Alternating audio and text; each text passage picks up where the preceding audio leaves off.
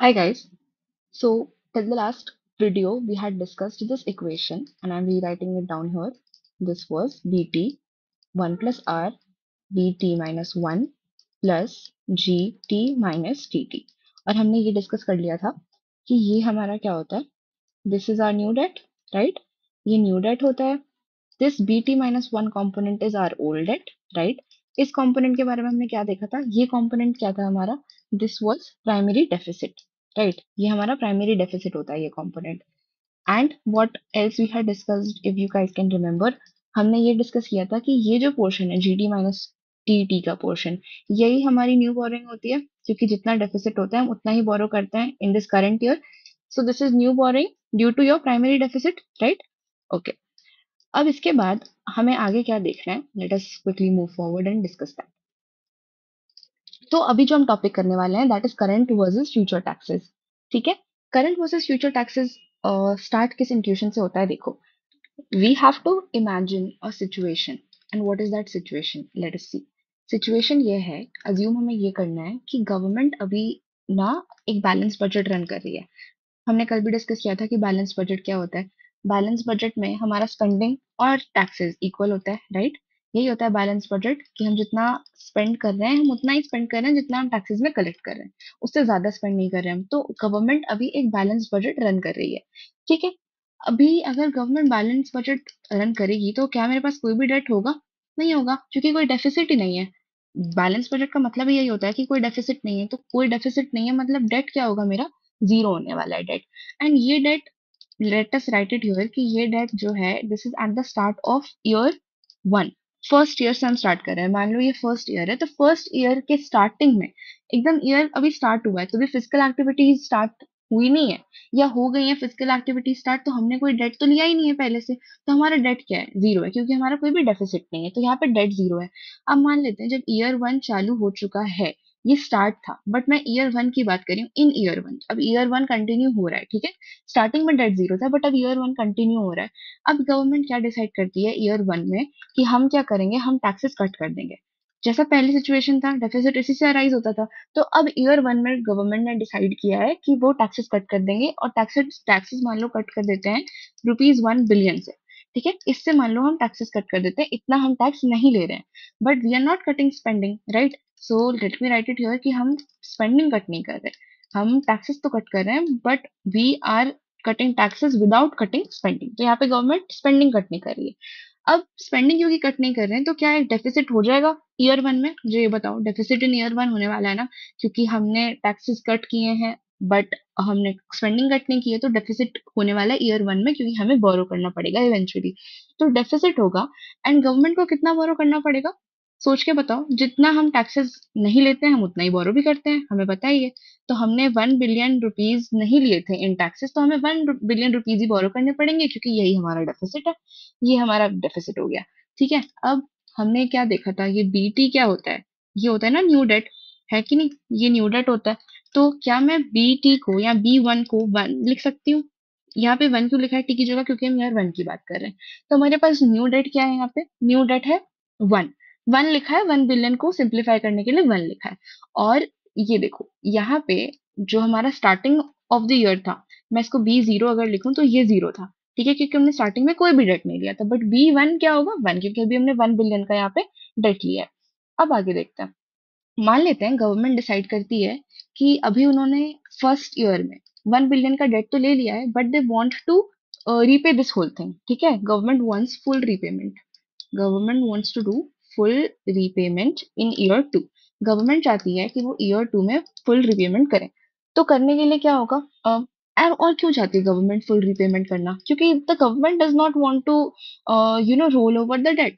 ठीक है. No rolling over the debt, कि हम डेट को लेके कंटिन्यू नहीं करना चाहते आगे आगे. कि अब हम एक नए साल की शुरुआत करें, सेकेंड ईयर में हम आ गए हैं तो we don't want to take the debt forward with us. हम चाहते हैं want to repay. What do we want to repay, we want to repay. हमारा क्या है रीपेमेंट अमाउंट, हमारा रीपेमेंट अमाउंट है 1 बिलियन. ये तो हमारा प्रिंसिपल हो गया कि इतने का हमने तो डेट लिया था. इसके साथ हमें क्या रीपे करना पड़ेगा, इंटरेस्ट रीपे करना पड़ेगा. ठीक है. इन 1 ईयर, एक साल हमने डेट अपने पास रखा है, हम सेकेंड ईयर में तो रीपे करने आ चुके हैं. पर 1 साल का इंटरेस्ट इस पे एक्यूमुलेट हुआ। 1 billion was my principal amount, ये प्रिंसिपल अमाउंट था और इस पे इंटरेस्ट 1 साल पे जो इंटरेस्ट लगा मुझे वो भी रीपे करना होगा। ईयर 2 में हम ये रीपेमेंट करने वाले हैं। ठीक है, अब हमें बजट कंस्ट्रेंट याद है क्या? यहाँ पे हम क्विकली लिख लेते हैं बजट कंस्ट्रेंट फॉर ईयर 2। कैसे लिखेंगे budget constraint for year 2? Budget constraint की इक्वेशन क्या थी? यहाँ पे we will write B2 is equal to 1 + R। यहाँ पे क्या आ जाएगा B1, क्योंकि पिछले साल के डेट की हम बात कर रहे हैं, एंड यहाँ G2 - T2। यही इक्वेशन था हमारे बजट कंस्ट्रेंट का, है ना? अब इसमें वैल्यूज पुट करो जरा। B2 क्या है पहले ये बताओ, B2 क्या होगा यहाँ पे? B2 है हमारा debt at end of year 2, है ना? Debt at end of year 2, यही हमारा B2 है।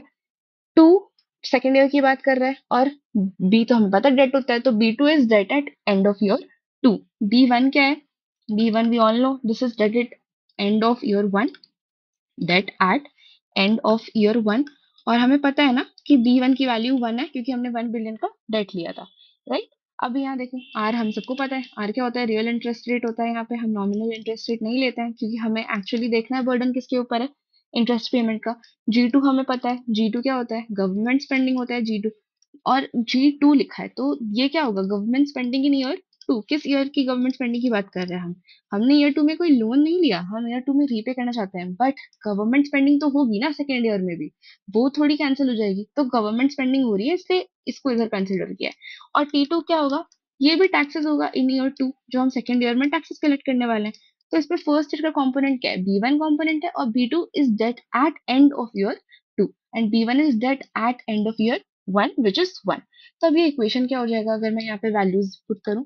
चलो यहाँ पे वैल्यूज डाल के देखते हैं। यहाँ पे लेट अस पुट वैल्यूज। ये इक्वेशन में B2 यहाँ पे आ गया 1 + R। B1 की जगह क्या आ जाएगा? 1। यहाँ पे ये एज इट इज होगा G2 - T2। अब ये क्या रिफ्लेक्ट करता है? This reflects the fact that your debt is growing with interest, right? ये क्या बताता है? That my debt is growing with interest, है ना? आज जो भी इंटरेस्ट रेट है, एंड फॉर 1 ईयर, क्योंकि हमारा टाइम पीरियड 1 है, 1 साल में हम रीपे करने वाला है, तो this means that debt is growing with interest. और हमारा जो ये प्राइमरी डेफिसिट है, this also affects our new debt, क्योंकि ये जो डेफिसिट होता है, इस डेफिसिट के इक्वल वैल्यू का ही हम नया डेट लेते हैं, तो ये भी हमारे न्यू डेट को इम्पैक्ट करता है।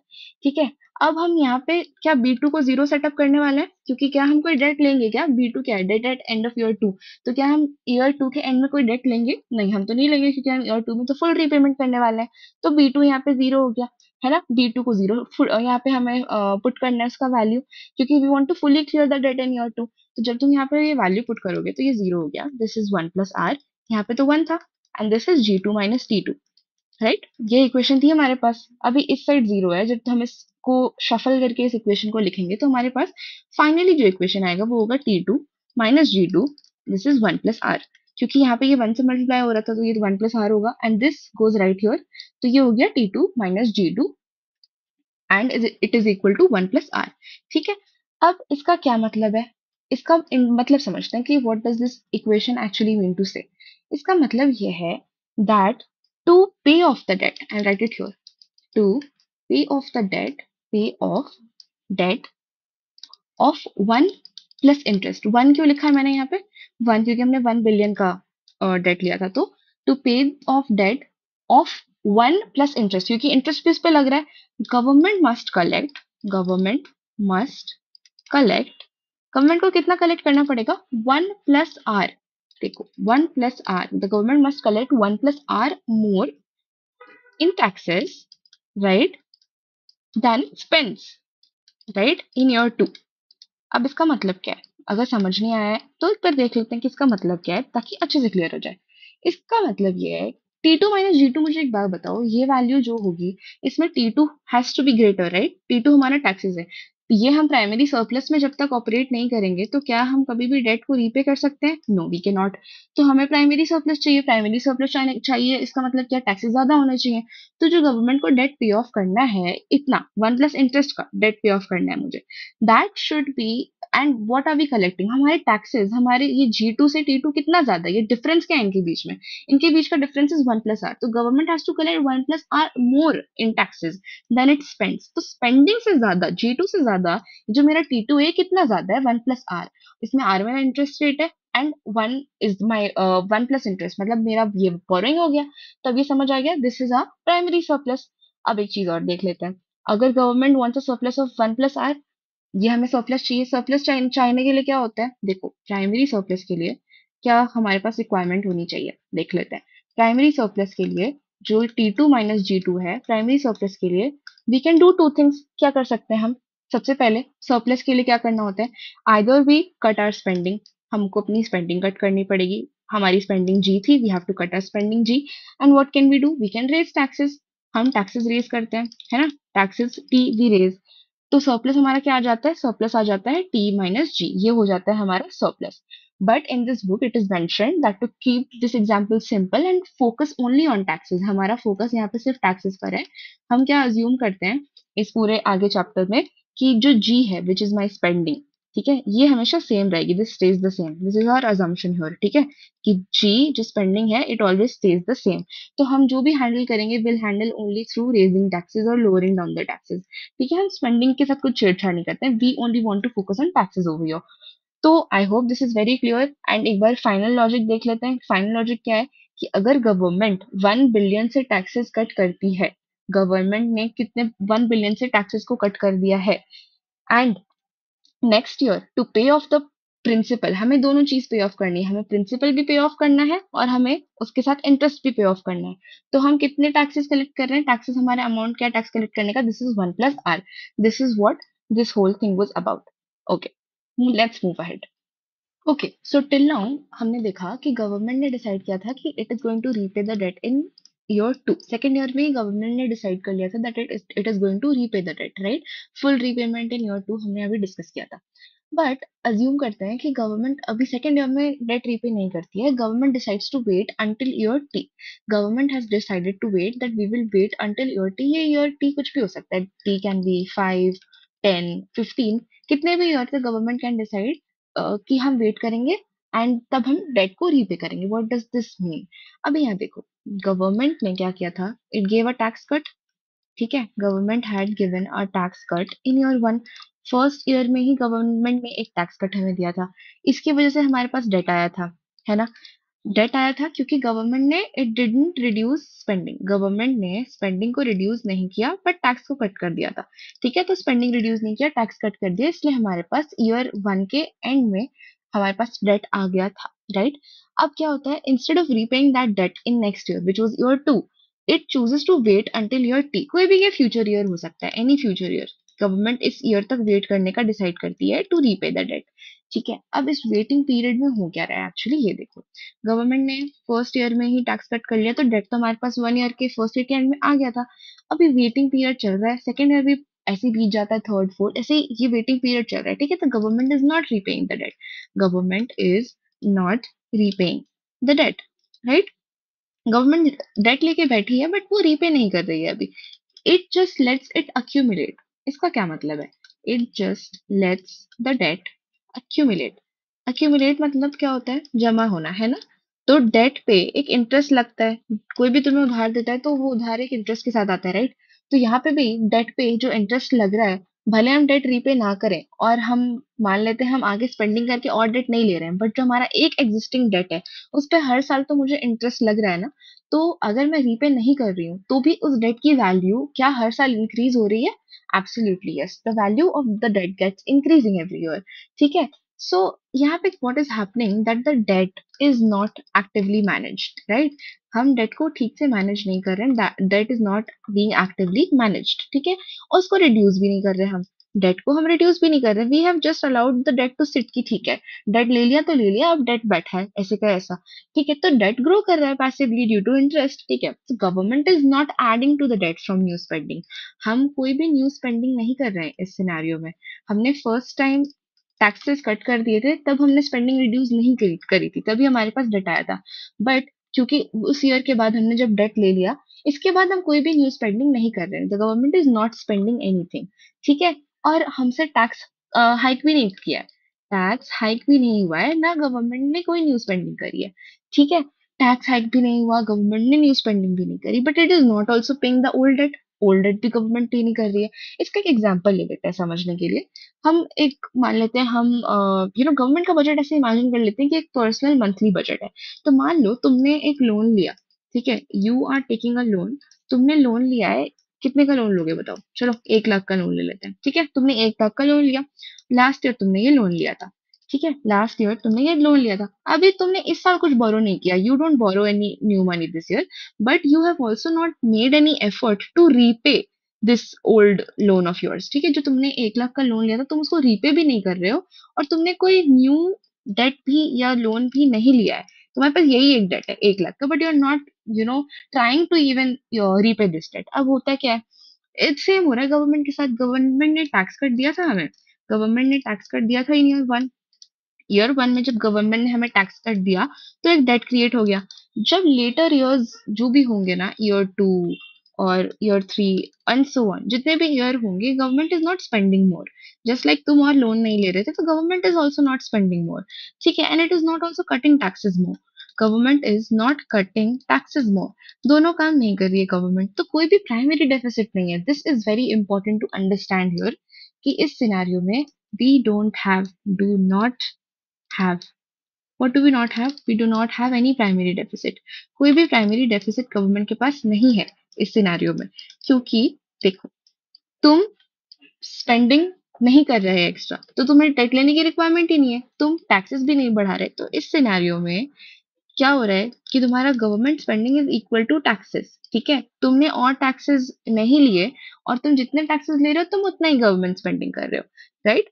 तो you are not raising taxes and you are not reducing spending to repay the debt from your one. तो तुम्हारा डेट बस वही अनपेड ऐसे पड़ा हुआ है, ठीक है। और तुम्हारे पास कोई भी प्राइमरी डेफिसिट नहीं है, प्राइमरी डेफिसिट तुम्हारा जीरो है, क्योंकि तुम जितने टैक्सेस दे रहे हो तुम उतनी स्पेंडिंग कर रहे हो, तुम कुछ भी एक्स्ट्रा स्पेंडिंग नहीं कर रहे हो जिसके लिए तुम्हें डेट लेने की रिक्वायरमेंट हो, ठीक है।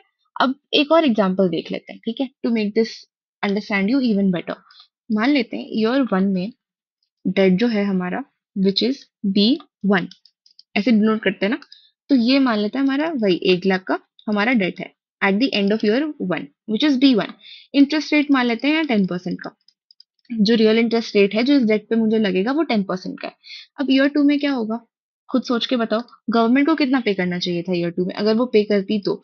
1 लाख मैंने लोन में लिया, 1 लाख मुझे लोन में मिला है, 10% उस पर अगर मैं वैल्यू लगाऊं तो मुझे कितना रीपे करना है विथ इंटरेस्ट? 10,000 तो मुझे एक्स्ट्रा देना है on my principal amount. This this I have to pay in interest, है ना। 10,000 मुझे इस पे इंटरेस्ट पे करना होगा। अब ईयर 2 में क्या होता है, एक और चीज अज्यूम कर लेते हैं कि गवर्नमेंट, मान लेते हैं टैक्सेस में गवर्नमेंट को अर्न हुए हैं 5 लाख रुपए। गवर्नमेंट ने 5 लाख रुपए टैक्सेस में अर्न किए, ठीक है। एंड स्पेंडिंग भी गवर्नमेंट ने ना 5 लाख रुपए की करी है। गवर्नमेंट ने स्पेंडिंग कितनी करी है? 5 लाख रुपए की करी है। और स्पेंडिंग की है उन्होंने रोड्स पे, सैलरीज, वेलफेयर एक्सेट्रा पे उन्होंने किया है। तो हमारा जो रेवेन्यू था, रेवेन्यू, वो रेवेन्यू हमारा इक्वल किसके है? हमारे स्पेंडिंग के इक्वल है। तो क्या मेरे पास कोई भी प्राइमरी डेफिसिट है इस सिनेरियो में? नहीं, क्योंकि मेरा जो रेवेन्यू है वही मेरी स्पेंडिंग के बराबर है, तो कोई भी प्राइमरी डेफिसिट नहीं है। But do I still owe this 10,000 in interest? I do. मैंने सेकेंड ईयर में कोई भी प्राइमरी डेफिसिट नहीं बनाया, fine, but do I still owe this 10,000? 10,000 गायब तो नहीं हो जाएंगे ना, I still have to pay this in interest, ठीक है। अब डेट क्या हो गया मेरे सेकेंड ईयर के एंड में? डेट इन ईयर 2 मेरे पास क्या हो गया? ईयर 2 में मैंने कुछ एक्स्ट्रा पैसे नहीं लिए हैं, ठीक है, बट मैंने जो प्रीवियसली फर्स्ट ईयर के टाइम मैंने जो डेट लिया था 1 लाख रुपए, अब वो सेकेंड ईयर में वो डेट कितना बन गया है? वो डेट बन गया है 1,10,000 रुपए, है ना, क्योंकि 10,000 मेरा इंटरेस्ट भी मुझे पे करना है। तो अभी actually the amount that I owe is 1,10,000, right. अब ईयर 3 कंसिडर करके देखो एक बार, ईयर 3 में क्या हो जाएगा? ईयर 3 में अगर इसका भी 10% हम लें, इंटरेस्ट ऑन दिस 1,10,000, 1,10,000, इस पे भी हम जब देखें, तो हमारे पास अब टोटल अमाउंट पता है, यहाँ पे 11,000 आ गया कि मुझे अब 11,000 रुपए इंटरेस्ट में पे करना है। ये 11,000 भी I am going to add again in this value, तो ईयर 3 के एंड में मेरे पास और ज्यादा हो जाएगा। तो ये एक साइकिल बन गई मेरे पास, ठीक है। And this cycle keeps continuing and it keeps growing, क्योंकि ये अमाउंट ग्रो करता रहेगा हमेशा। मैं कुछ भी एक्स्ट्रा डेट नहीं ले रही हूँ, अभी कोई भी extra debt I am not taking. Extra debt नहीं लेने के बावजूद, क्योंकि मेरे पास एक डेट ऑलरेडी है, हर साल इट इज अक्यूमुलेटिंग समय इंटरेस्ट, ठीक है। इसको हम देखो क्या कहते हैं, ये जो साइकिल हमारी बन गई है, ठीक है, what do we call it? इसको बोलते हैं हम debt accumulation, debt accumulation through interest rollover. Okay कि हमारा जो डेट एक्यूमुलेट हो रहा है वो हमारे इंटरेस्ट की वजह से हो रहा है, जो हर साल इंटरेस्ट लग रहा है. This is debt accumulation through interest roll over. Even if your primary deficit is zero, debt will still increase. Debt is still increasing, right? Okay.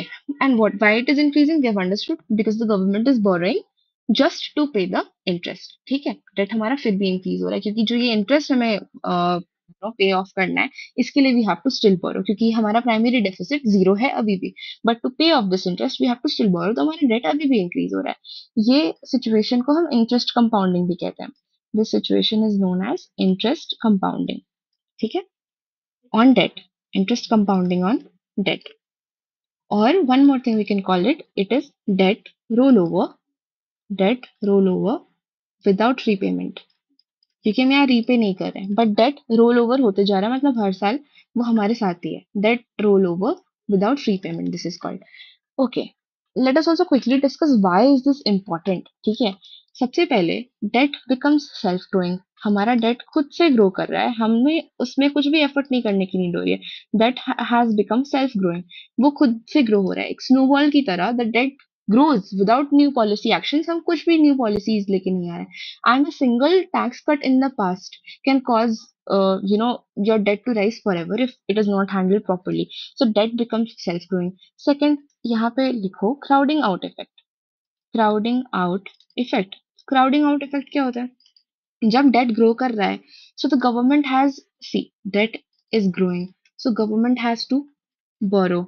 कहाँ से बोरो करती है government? Government borrows from financial markets. We know that government will borrow from some financial market. से government borrow करेगी, bond issue कर दिए या through any other monetary action, government बोरो करती है फाइनेंशियल मार्केट से. ठीक है, इससे क्या होता है? High interest rate in the economy. Government is borrowing, ठीक है, तो इकोनॉमी में क्या है? हाई इंटरेस्ट रेट है. एंड जितनी भी हमारी प्राइवेट कंपनीज होंगी, ठीक है, they find it very hard और expensive to borrow for investment. ठीक है, प्राइवेट कंपनीज को नुकसान होता है. इसीलिए यहाँ पे हमने लिखा है कि it crowds out private investment. ठीक है, this crowds out private investment. Private investment नहीं हो पाएगा. नाउ लेट अस सी थर्ड इम्पैक्ट क्या होता है. This is future burden on tax pairs. Future burden हमें क्लियर होगा ना कि फ्यूचर बर्डन क्यों होता है, क्योंकि फ्यूचर में टैक्स हाइक होती है उस इतने के इक्वल होती है जितने हम टैक्स इनिशियली कट करते हैं. ठीक है, तो future burden on tax payers होगा. Eventually the government has to repay. तो फ्यूचर जनरेशन को क्या फेस करना पड़ेगा? Future generation have to face high taxes. उनके सामने हाई टैक्सेस होंगे. ठीक है, उनको पब्लिक सर्विस रिड्यूस्ड मिलेगी क्योंकि गवर्नमेंट अभी इंफ्रास्ट्रक्चर और बाकी चीजों में स्पेंड नहीं करेगी, वो सिर्फ तुमसे टैक्सेस लेगी, तो पब्लिक सर्विसेज उनको रिड्यूस्ड मिलेंगे. ठीक है, इन्फ्लेशन ज्यादा होगा उनके टाइम पे क्योंकि government has to print more money to repay the debt. ठीक है, यहाँ पे I mention government prints more money. ठीक है, तो जो गवर्नमेंट ज्यादा मनी प्रिंट कर रही है, इससे मनी सप्लाई इंक्रीज होता है टू रीपे द डेट. ठीक है, to repay the debt. Money supply increase होता है तो इन्फ्लेशन होता है क्योंकि गुड्स एंड सर्विसेज के प्राइसेस राइज कर जाते हैं. ठीक है, फोर्थ इम्पैक्ट देख लेते हैं. फोर्थ इम्पैक्ट है loss of physical space. Loss of physical space. What is this? इसका मतलब है कि जब कोई फ्यूचर क्राइसिस होगा, जैसे वॉर या पैंडेमिक या कोई भी नेचुरल डिजास्टर होता है, तो government does not have any room to borrow more. अभी तुमने इतना बोरो कर लिया, तुम वही रीपे नहीं कर पा रहे हो, तो कोई भी जब फ्यूचर में क्राइसिस होती है तो you can not borrow more. It does not have room to borrow more. और बोरो नहीं कर सकते, तुम्हारे पास कोई मुंह नहीं है और पैसे मांगने का किसी भी फाइनेंशियल मार्केट से. ठीक है, हाई डेट होने का मतलब सिंपली इतना समझ लो कि जब भी हाई डेट होता है, हाई डेट का मतलब होता है लोअर फ्लेक्सिबिलिटी. जितना हाई डेट होगा तुम्हारे पास, तुम उतने कम फ्लेक्सिबल होगे to in future to borrow more. ठीक है, तो ये चार सिनेरियोज हमने देख लिए कि ये चार इम्पैक्ट्स. डेट सेल्फ ग्रोइंग हो जाता है, क्राउडिंग आउट इफेक्ट होता है, प्राइवेट कंपनीज इन्वेस्टमेंट लूज करती हैं, फ्यूचर बर्डन ज्यादा होता है on tax pairs, and last है लॉस ऑफ फिजिकल स्पेस कि तुम्हारे पास हाई डेट होने की वजह से यू हैव लोअर फ्लेक्सिबिलिटी. एक और point which you can mention over here and I think it is important is कि क्रेडिट वर्दिनेस रिस्क होता है. What is credit worthiness risk? अभी देखते हैं. इसका मतलब है कि if lenders feel that debt is growing very unsustainably, so what will they do? They will demand कि इनका तो डेट बहुत ज्यादा ग्रो हो रहा है, they will demand high interest rate. High interest rate क्यों डिमांड करेंगे? Because they also want to keep their money safe, है ना? तो जो भी लेंडर्स होंगे, what are the lenders going to do? The lenders are going to ask you for high interest rate, ठीक है? And they can also refuse to lend, कि हमें लेंड नहीं करना, क्योंकि ये अभी ट्रस्ट की प्रॉब्लम हो गई है कि इस कंट्री के पास डेट इतने टाइम से accumulated है, and they are not being able to pay it off, तो lenders can also refuse to lend. So this can cause a debt crisis, right? This can cause a debt crisis, and debt crisis has happened in countries like Greece and Argentina, right? तो इससे debt crisis हो सकता है। Okay, and let's move ahead and see now अब क्या होता है आगे। हमने ये देखा था ना कि at the end of year one what happened? Government ने टैक्स कट किया था। गवर्नमेंट ने टैक्स कट करने के बाद 1 बिलियन रुपीज 1 बिलियन से हमारे टैक्सेस कट हुए थे, एंड टैक्स कट होने के बाद हमने इतने का ही डेफिसिट था, तो हमने इतना डेट में लिया था, राइट? तो हमारा debt at the end of the first year was 1। हमने ये पहले भी डिस्कस किया हुआ है, ठीक है? B1 हमारा 1 है। अब हमने ये देखा कि जब सेकेंड ईयर स्टार्ट होगा तो हमारा प्राइमरी डेफिसिट विल बी 0, क्योंकि हमने फर्स्ट ईयर में जो डेट ले लिया हम सेकेंड ईयर में रीपे तो नहीं कर रहे, है ना? हम रीपेमेंट किस ईयर में कर रहे हैं? Repayment we are going to do in year T, ठीक है? Repayment will be happening in year T. तो प्राइमरी डेफिसिट जो है मेरा सेकेंड ईयर में मेरा जो प्राइमरी डेफिसिट है it is going to be 0। क्यों? हम कुछ एक्स्ट्रा डेट नहीं ले रहे हैं, हमारा प्राइमरी डेफिसिट 0 है, हमारे पास बस प्रीवियस डेट है, उस पर जो इंटरेस्ट होगा हम उसके लिए डेट लेते हैं। प्राइमरी डेफिसिट की वजह से कोई भी debt we are not taking, ठीक है? तो B1 was 0, B1 0 था, primary deficit during year 1 is 0। So debt at the end of year 2 क्या होगा? Debt at the end of year 2 हमारे पास जब ईयर 2 खत्म होगा तो डेट क्या होगा? Let us rewrite the equation. This is B2 1 plus R, this will be B1। यहाँ पे क्या होता है? G2 minus T2, यही होता है इक्वेशन में, राइट? बट हमारा प्राइमरी डेफिसिट 0 है, तो ये पूरा component is going to be 0। तो can we rewrite it as B2 is equals to 1 plus R। B1 की वैल्यू क्या है? 1, तो हम यहाँ पे 1 लिख देंगे, एंड दिस इज 0। तो हमारे पास फाइनली यहाँ पे क्या आता है कि B2 is equal to simply 1 plus R। ठीक है, हमें ये पता चल गया कि जो हमारा डेट होगा eight the end of year 2 it will be this 1 plus R। R is यहाँ पे रियल इंटरेस्ट रेट, ठीक है? एंड हमें ये पता है कि B1 इज इक्वल टू 1, ठीक है? तो हमारे पास ये दो इक्वेशन हैं, अभी इसको साथ में रखो। अभी आगे देखते हैं। प्राइमरी डेफिसिट तो ईयर 3 में भी 0 होगा ना, क्योंकि हम सेकेंड ईयर में प्राइमरी डेफिसिट 0 रख रहे हैं, तो प्राइमरी डेफिसिट इन ईयर 3 ये भी क्या होगा हमारा? Year 3 it is also going to be 0, क्योंकि G2 माइनस T2 की वैल्यू इधर 0 होगी, है ना? यहाँ पे भी 0 है। सो यहाँ पे देख लेते हैं कि debt at the end of year 3 क्या होगा? Debt at the end of year 3, year 3 के एंड में डेट क्या होने वाला है? ईयर 3 के एंड में डेट जो होगा उसकी इक्वेशन लिख लेते हैं। B3 is equals to 1 plus R, यहाँ पे क्या हो जाएगा? B2, और प्राइमरी डेफिसिट तो 0 है, तो इसको यहाँ पे सिंपली 0 लिख देते हैं। यहाँ पे B3 देखो 1 plus R as it is. B2 क्या होगा यहाँ पे? B2 हमने क्या निकाला था यहाँ पे? 1 प्लस R, है ना? तो यहाँ पे हमें लिखना होगा B2 की जगह 1 प्लस R, और ये तो 0 ही है, तो इसको हमें ऐड नहीं करना। तो क्या यहाँ पे अब तुम देख सकते हो B3 is 1 plus R raise to power 2, ये है मेरा B3, ठीक है? सो हम यहाँ से एक जनरल फॉर्मूला डिराइव करेंगे। वो जनरल फॉर्मूला ऐसे होगा कि debt at the end of year 4 अगर मुझे अब निकालना हो, debt at the end of year 4, ठीक है? अभी तक हमने ईयर 3 तक का देखा, बट अगर ईयर 4 का मुझे डेट निकालना हो and so on, so it is very clear that as long as the government keeps a primary deficit equal to 0, debt will grow at a rate equal to interest rate, है ना? यहाँ पे देखो, and दस अगर T-1 year के end में मुझे डेट निकालना हो, तो what it is going to be is B T-1 is equal to 1 plus R T-2, T-2। अभी अगर ये कंफ्यूजिंग लग रहा है, 5 मिनट के बाद कंफ्यूजिंग बिल्कुल भी नहीं लगेगा। इसका मतलब देख लो quickly.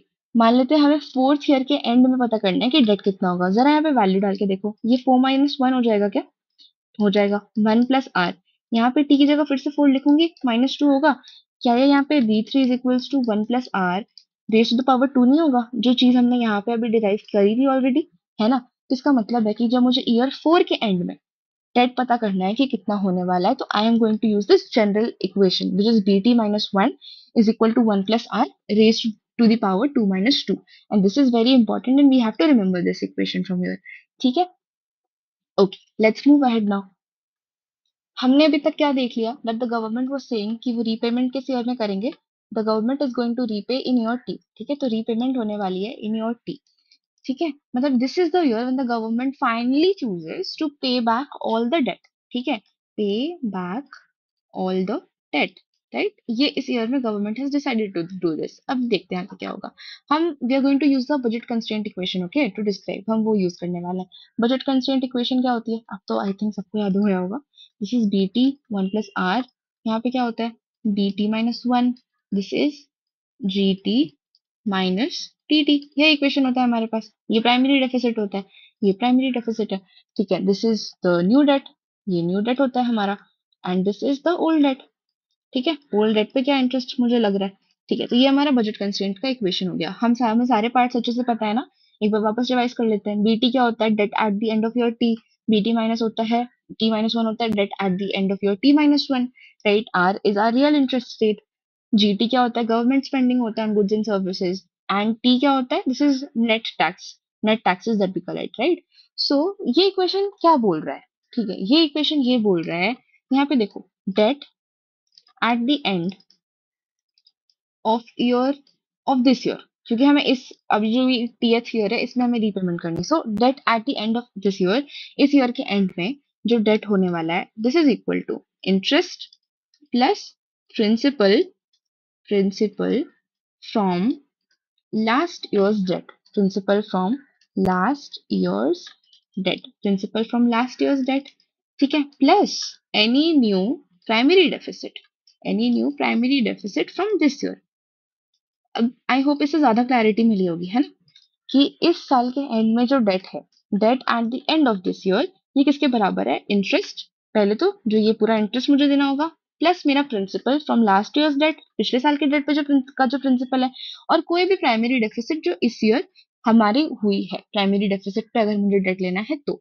And if debt is fully repaid during this year T, so अगर डेट अब फुली रीपे हो जाएगा तो क्या, मुझे बताओ एक बात, BT is will not be equal to zero. क्या बीटी तो जीरो होगा ना, यही हमारा इवेंचुअली गोल है, क्योंकि we are going to replace BT by zero. देखो अभी न्यू डेट तो हमारे पास कुछ नहीं होने वाला ना, क्योंकि इस साल हम रीपे करने वाले हैं, तो बीटी हम यहाँ पे जीरो रख सकते हैं. ठीक है, और हमने इसके पहले जस्ट अभी एक इक्वेशन डिस्कस करी थी ना, एक general equation about debt. This was कि BT minus one will be one plus R T minus two. ये इक्वेशन इंपॉर्टेंट है, इसको याद रखेंगे हम. ठीक है, अब इसके बेसिस पे देखो आगे हम क्या करते हैं.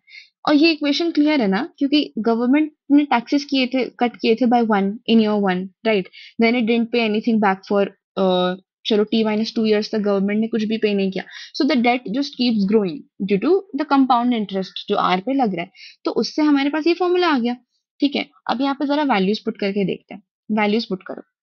हमारे पास जो बजट कंस्ट्रेंट का इक्वेशन था, वो इक्वेशन क्या था, it was B T one plus R, यहाँ पे होगा one plus R B T minus one plus G T minus T T. ये हमारे पास बजट कंस्ट्रेंट का पहले इक्वेशन था.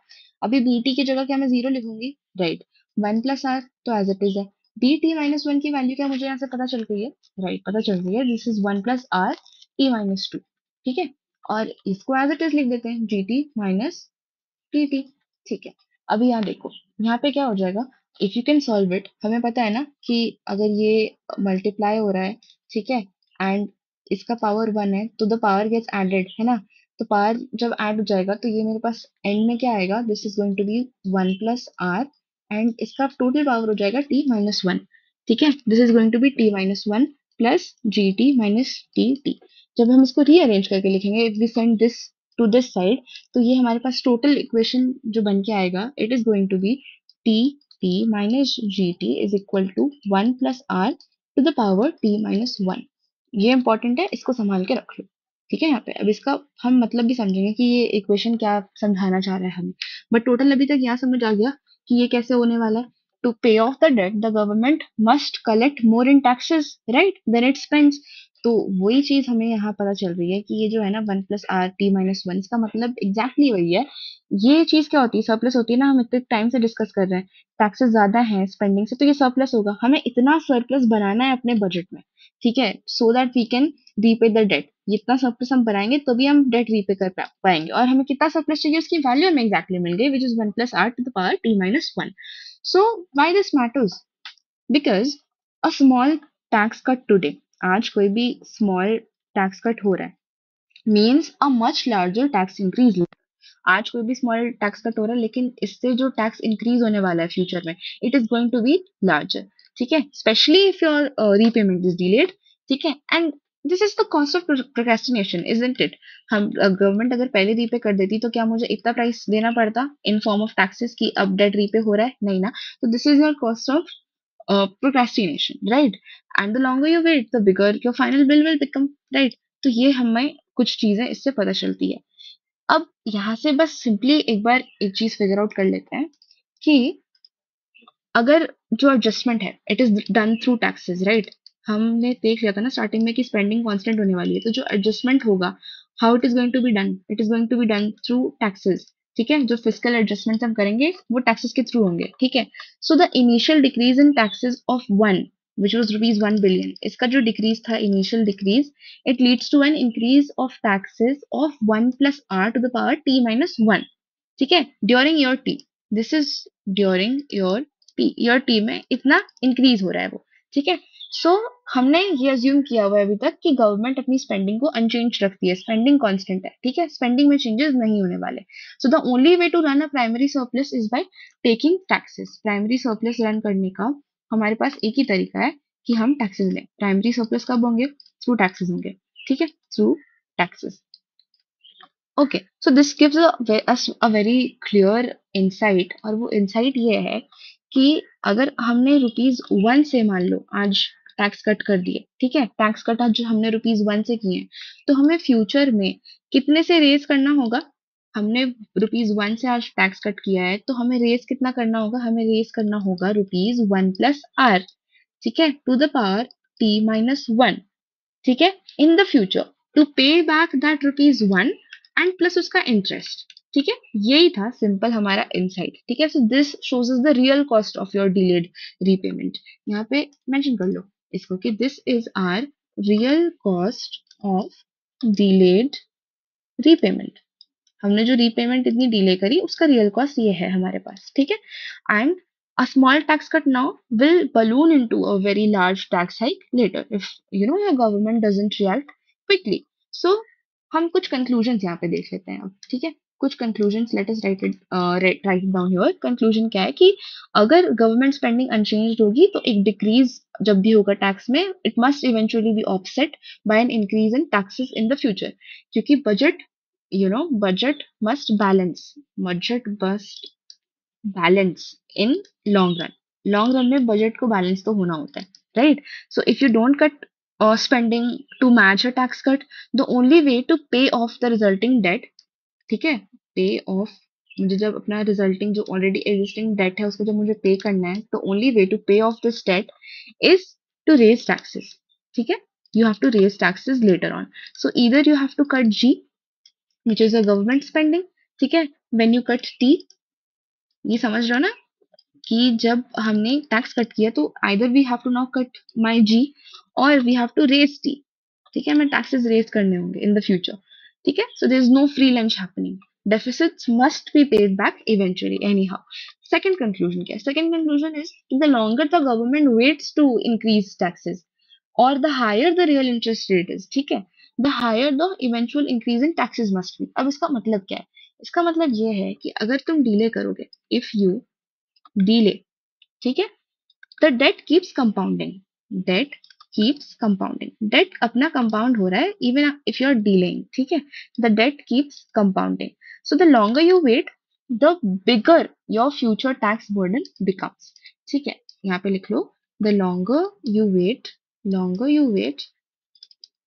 you wait, what happens? Bigger your future tax burden becomes, bigger your future tax burden becomes, ठीक है।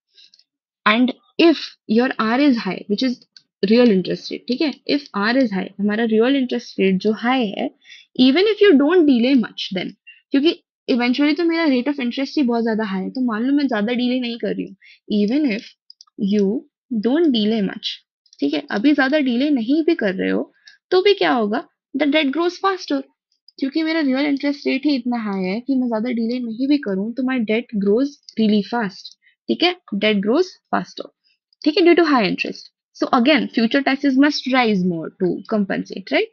एक चीज यहाँ पे देख लेते हैं, मान लो आर जो है दैट इज 10%, ठीक है, रियल इंटरेस्ट रेट जो है वो 10% है, तो ₹1 है मेरे पास, अगर मैंने टैक्स कट किया था और डेट ₹1 था, तो it will grow to for example ₹1.61 in 5 years, 5 सालों में 10% के हिसाब से मेरा ₹1 जो है ना वो 1.61 रुपीज हो गया है, ठीक है। और मान लो रेट ऑफ इंटरेस्ट बस 2% था, रेट ऑफ इंटरेस्ट बस 2% था, तो हमारा फिर वो जो ₹1 है ना, वो 5 सालों में सिर्फ 1.10 ही ग्रो करेगा, ठीक है, 5 सालों में ये अब इतना ही ग्रो कर रहा है।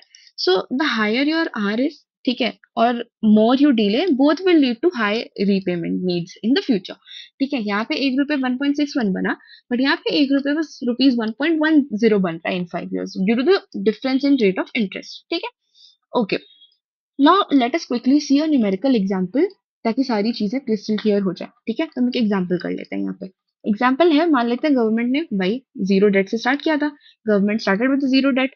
ईयर वन में अब क्या होता है, ईयर वन में टैक्स कट होता है ना हमेशा, तो the government cut taxes, it cuts taxes by ₹1 crore, मान लेते हैं 1 CR से गवर्नमेंट ने टैक्सेस को कट कर दिया, ठीक है। गवर्नमेंट की स्पेंडिंग तो कांस्टेंट है, ये हमें पता है, ये स्पेंडिंग जो होने वाली है that is going to be constant, ठीक है। स्पेंडिंग कांस्टेंट है बट कट नहीं हो रही है, स्पेंडिंग हो रही है अभी भी, ऐसा नहीं कि स्पेंडिंग ही बंद कर दिया, बट कांस्टेंट स्पेंडिंग है, हर साल 5 करोड़ है मान लेते हैं, ठीक है। अब यहाँ पे इंटरेस्ट रेट है हमारे न्यूमेरिकल के लिए 10%, ठीक है, 10% का हमारे पास रियल इंटरेस्ट रेट है। Then government is deciding that it will repay back in year 4 में गवर्नमेंट कह रही है कि हम रीपे करेंगे, ठीक है। तो अब ईयर बाय ईयर एक बार ब्रेक डाउन देख लेते हैं, तो हमें बहुत अच्छे से समझ आ जाएगा कि क्या हो रहा है, ठीक है। चलो ईयर 1 से स्टार्ट करते हैं, फर्स्ट ईयर से स्टार्ट करते हैं। फर्स्ट ईयर में क्या हुआ, फर्स्ट ईयर में टैक्स कट हुआ, सिंपली हमें किसी को कुछ नहीं पता था, सिंपली 1 करोड़ का टैक्स कट हो गया ईयर 1 में, ठीक है। There was no change in spending, ठीक है। तो बजट डेफिसिट कितना हो गया, बजट डेफिसिट कितना हो गया due to this tax cut, budget deficit भी हो गया 1 CR का, 1 CR का बजट डेफिसिट भी हो गया।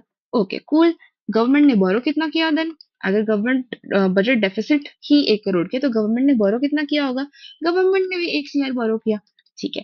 तो debt at the end of year 1 कितना है मेरे पास, debt at the end of year 1, हमने जितना बोरो किया उतना ही है डेट, तो debt at the end of year 1 is 1 CR, clear, ठीक है। अब ईयर 2 पे आ जाते हैं, ईयर 1 तो समझ आ गया ना कि ईयर 1 में क्या हुआ अभी तक, ठीक है। अब ईयर 2 में आ जाते हैं कि ईयर 2 में क्या होता है भाई। ईयर 2 में देखो, कोई भी टैक्स इंक्रीज हो रहा है क्या, नहीं हो रहा है, हमने अभी डिस्कस किया कि कोई टैक्स तो हमसे ईयर 2 में लिया ही नहीं गया था, there is no tax increase. कोई स्पेंडिंग कट हो रहा है क्या, नहीं, स्पेंडिंग कट भी नहीं हो रहा है, कोई स्पेंडिंग कट भी नहीं हो रहा है, स्पेंडिंग भी उतनी ही है, ठीक है। हमें ये पता था क्या कि प्राइमरी डेफिसिट जीरो है, बिल्कुल पता था, ईयर 2 से तो प्राइमरी डेफिसिट जीरो हो जाती है, तो प्राइमरी डेफिसिट जीरो है। अब हम देखते हैं कि इंटरेस्ट कितना होगा ऑन आर डेट, क्योंकि हमने फर्स्ट ईयर से एक डेट लेके अपने साथ हम ईयर 2 में आए हैं ना, तो इंटरेस्ट ऑन डेट देख लेते हैं। Interest on debt will be, r कितना था, आर 10% था, ठीक है। तो इंटरेस्ट ऑन डेट कितना हो जाएगा, 1 CR पे 10% के हिसाब से अगर हम देखेंगे तो हमारे पास जो इंटरेस्ट हो जाएगा वो हो जाएगा 0.10 करोड़ का इंटरेस्ट हो जाएगा।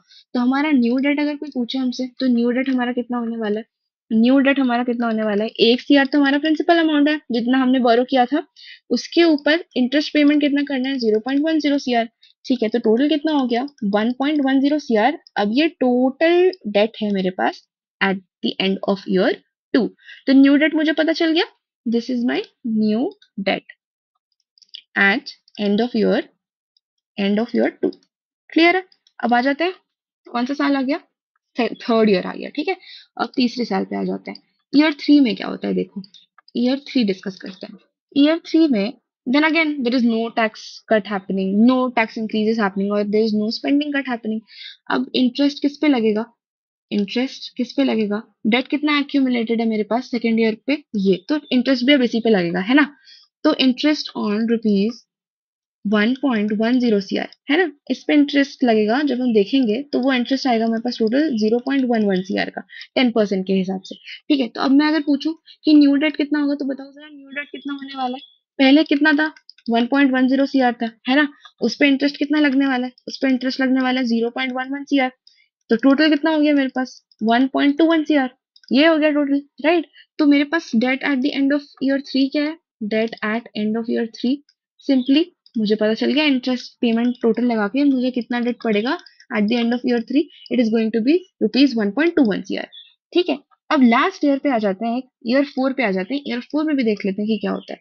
Year 4 will not complicated much. Year 4 में अब गवर्नमेंट डिसाइड करती है, क्योंकि हमने ऊपर देखा था ना गवर्नमेंट ने क्या डिसाइड किया था कि हम 4th ईयर में रीपे करने वाले हैं। ठीक है, तो इस ईयर में गवर्नमेंट को रीपे करने का मन है। इस ईयर में अगर गवर्नमेंट रीपे करना चाहती है, यहाँ लिख देती हूँ, रीपे ऑल डेट फुल्ली, हम पूरा डेट रीपे करेंगे। ठीक है, तो प्राइमरी सरप्लस होना चाहिए क्या मेरे पास डेट रीपे करने के लिए, ऑफ कोर्स होना चाहिए। डेट रीपे करने के लिए और डेट थोड़ी ना लूंगी, तो प्राइमरी सरप्लस होना चाहिए। प्राइमरी सरप्लस कितने का होगा, सेम जितना डेट है उतने का प्राइमरी सरप्लस होगा। यहाँ थर्ड ईयर के एंड में मेरे पास इतना डेट आ चुका था ना ऑलरेडी, रुपीज 1.21 CR। तो इतने का ही मेरे पास प्राइमरी सरप्लस होना चाहिए, रुपीज 1.21 CR का। ये मेरा प्राइमरी सरप्लस होगा। अब स्पेंडिंग तो अनचेंज्ड है, तो ये पूरा कहाँ से आएगा, ये पूरी चीज कहाँ से आएगी, ये टैक्स इंक्रीज से आएगी, सिंपल। ये पूरी चीज आने वाली है टैक्स इंक्रीज से। Okay cool, so tax increase कितना होने वाला है 4th ईयर में, रुपीज 1.21 CR। तो ये क्या बता रहा है मुझे एक्चुअली कि when I cut taxes by 1 CR, यार देखो मैंने टैक्स कट कितने से किया था, 1 CR से किया था, लेकिन मुझे अब टैक्सेस कितने लेने पड़ेंगे, कितना कितना टैक्स इंक्रीज हुआ है, how much large a tax increase this is. ये 1.21 CR का टैक्स इंक्रीज हो गया है। सो लॉन्गर डिलेज और higher rate of interest would mean that you have even bigger tax increase in the end. ठीक है, सो यहाँ पे ना ये एक केस क्या बन जाता है कि यू पे लेटर, इसका मतलब ही ये है that you pay more, your paying later means you are paying more. So with this we'll end this video right here.